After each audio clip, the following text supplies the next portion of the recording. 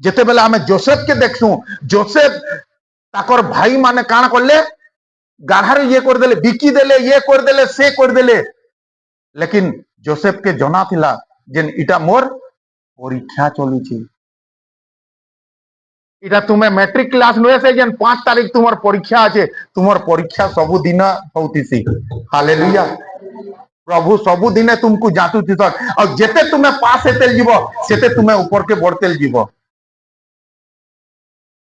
Joseph के जना आछे मुई जदि परीक्षा रे पास न करमी बेले मोर परिवार केनता बचबे।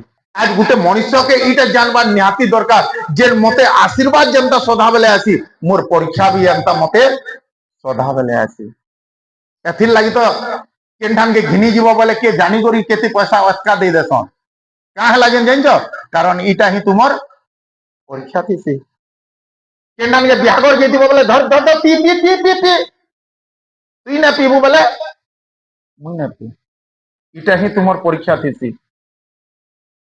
हालेलुया। देखबो तो जहा के तुम्हें भाभी ने तो सेंटा कॉल पले आवा फोटो टिके पठा बोलो, अरे बाप रे हमर खानदान रे अंताटा नै नो। Hallelujah hallelujah. इटा ही तुमर परीक्षा थिसी।